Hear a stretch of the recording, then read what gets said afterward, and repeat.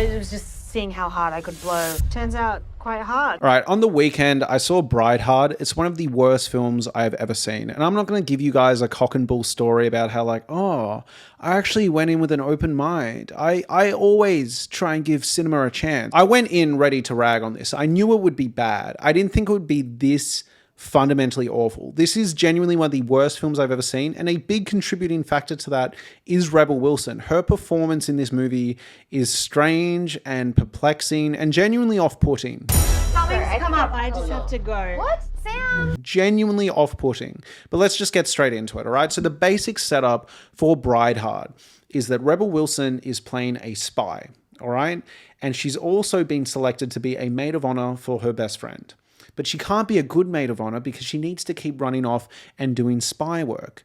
And then this wedding is taken over in like a hostage situation, and she needs to take out the bad guys, thus proving she's both a good spy and a good maid of honor because she made sure the wedding happened. Guys, this movie is abysmal. First off, Rebel Wilson is shockingly unfunny in this movie. I think if they had the Rebel Wilson vibe that she had in Bridesmaids as that like roommate, right, where she's off-putting, intentionally off-putting, and kind of like just a gross person intentionally so in terms of personality and vibe, I think this movie could have nailed it. This kind of like weird movie where they're operating in a universe where somehow no one acknowledges that she wouldn't make a good spy, she wouldn't make a good maid of honor, but somehow she just is in these positions. But that's not what the movie is going for. The movie is going for earnest, genuine emotions. We are meant to be invested in her friendship with her best friend, the one getting married.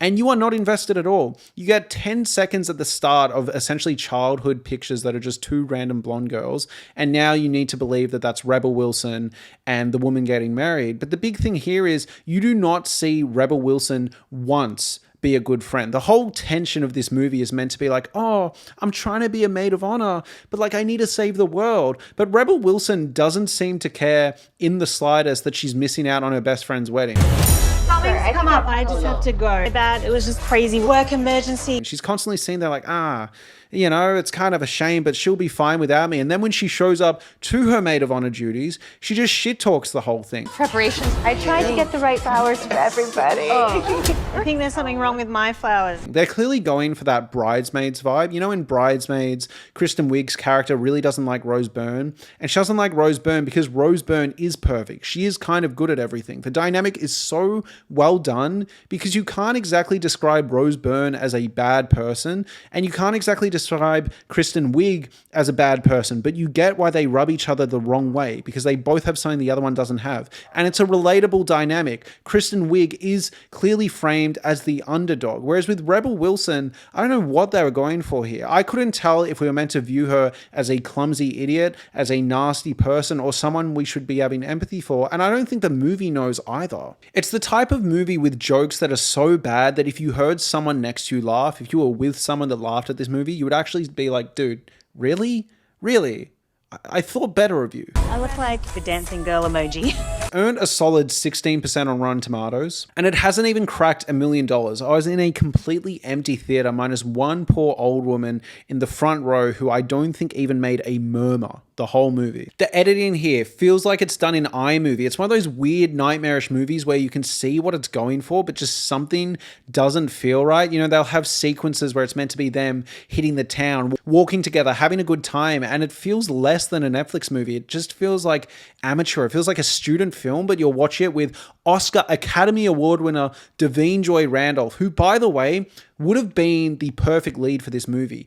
She is perfect. There is a joke here, right, where a woman is kind of going into labor or she feels the baby kicking when they're in the hostage situation.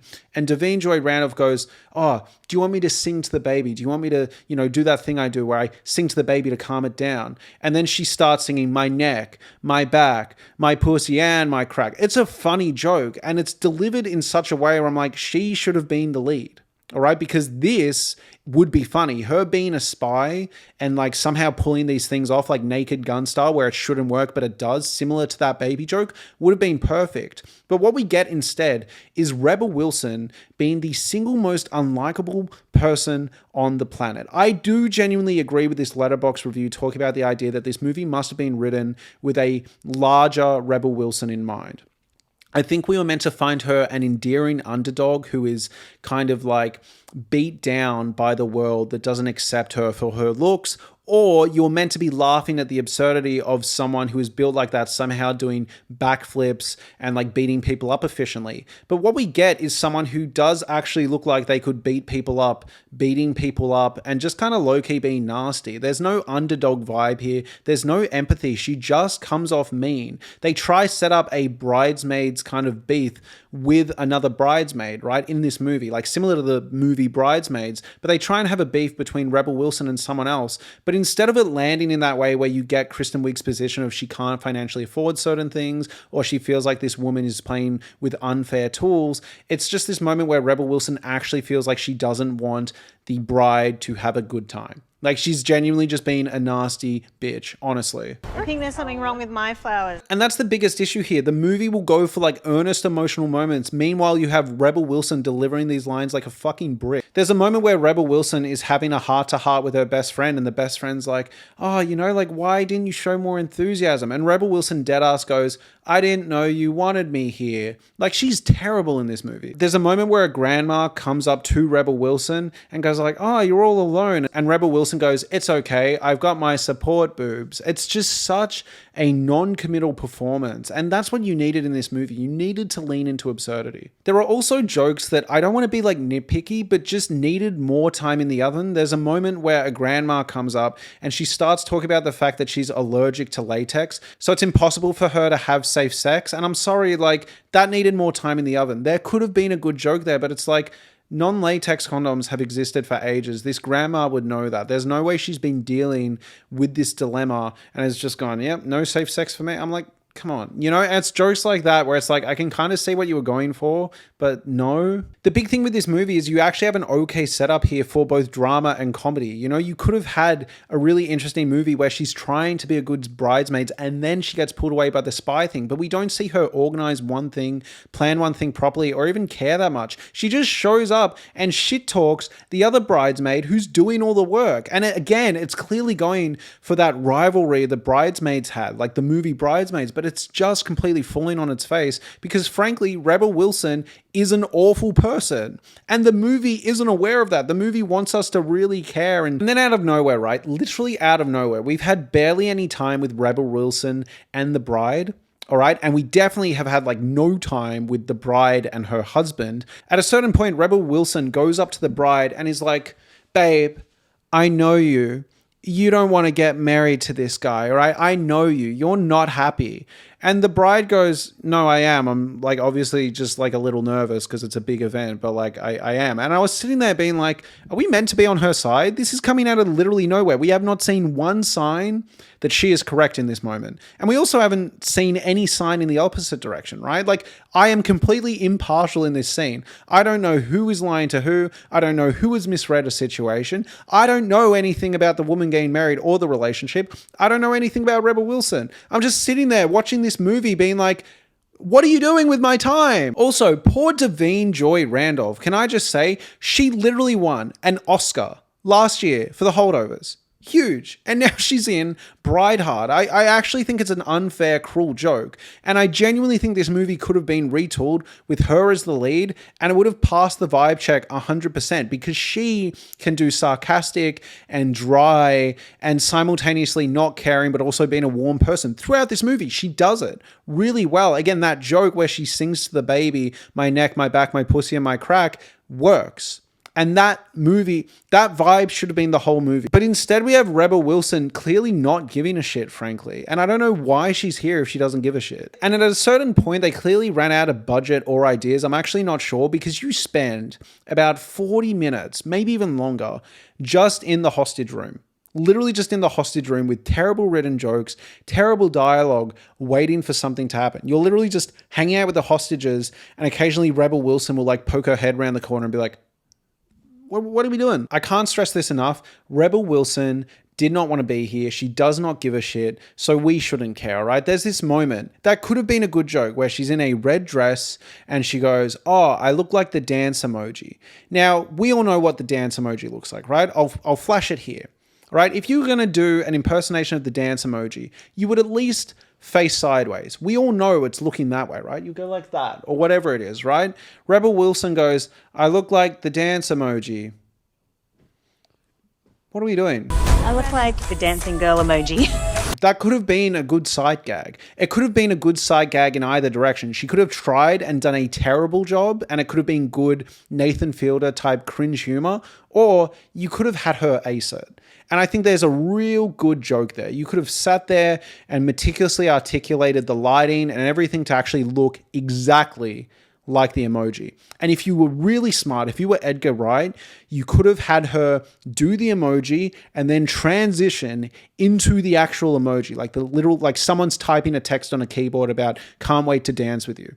If you were good, if anyone cared, you would have done something like that. You know, you would have either had her absolutely ace it, or you would have had her ace it, zoom into her, zoom out of someone's phone. Like, where's the energy? Where's the effort? No one in the... I refuse to believe that no one in the editing room, the writing room, the director, no one went, hey, why don't we do something neat here? Like, it's just lazy. And I'm sorry if I sound harsh, but I just think people deserve better than this movie. This would have been terrible for a Netflix original. And you know what? It's slander on Netflix originals, because do not forget, Uncut Gems was a Netflix original. Marriage Story was a Netflix original. K-Pop Demon Hunters was a Netflix original. So I don't know who this movie is for. I don't know who's going to like it. It genuinely might be a tax write-off. Or someone hates Rebel Wilson and wants to sabotage her career. And it's a shame, because I think Rebel Wilson was fantastic in Bridesmaids. Speaking of lazy, there's a section where all the bridesmaids get samurai swords and katanas, right? And what are we doing? You could have had some incredible sequence that parodies Kill Bill. It's right there. You know, what's Kill Bill about? Someone who is known as the bride chopping people up with samurai swords. Look at the poster for Kill Bill Volume 2. What are we doing? It's right there. It's such a famous movie that everyone will know what you're referencing instantly. Don't give me this thing of like, oh, Marshall, Cinema Bros aren't the audience for Bride Hard. Like, no, everyone knows what Kill Bill is. Kung Fu Panda references Kill Bill. Also, on top of that, if I had it my way, if you want to fix the movie, you make the deaths, you make the action absolutely horrific. All right, that could have been funny. So maybe if you were actually cooking with gas, you have Rebel Wilson really trying to be a great bridesmaid, gentle and dainty and flowery and caring, and then literally runs into another room and shoves like a knife down someone's throat. Or you get what I mean? Like, okay, maybe that's not good, but maybe you have a moment where like she's meticulously crafting the cake. Maybe she's meticulously placing the little people on top of the wedding cake, and then hard cut, she grabs one of them and like shoves it into someone's eye or something. Like, just, you could have had some humor in how romantic the day is with how violent and horrific Rebel Wilson is. You could have had a moment, like you could have had an arc around, I'm just worried if they knew I was a spy and that I've had to kill people before, that they wouldn't accept me. And then the other person on the other end is like, no, like I'm sure they won't be that horrified. Like, you're just doing a job and you're saving their lives. And then you just have her like throw someone into a blender and like do crazy stuff. And like, I don't know, man. I like, look, all right, I'm not getting paid the big bucks, but I think these ideas are better than anything that were in Bride Hard, minus that joke where she sings My Neck, My Back. And I'm sure that's been bitten from somewhere. Like, let's be completely honest. And to top it all off, there's this moment, right, where the movie ends and an explosion's gone off and like the wedding itself has exploded, right? And they're looking at like what was meant to be a fireworks display for the wedding just kind of explode. And the two friends, right, our main character played by Rebel Wilson and the woman getting married, are kind of bonding, watching this thing go up in flames. And it's the most obvious, poorly executed, done green screen I've ever seen. The movie's green screen is absolutely shocking. Look at this action scene, right?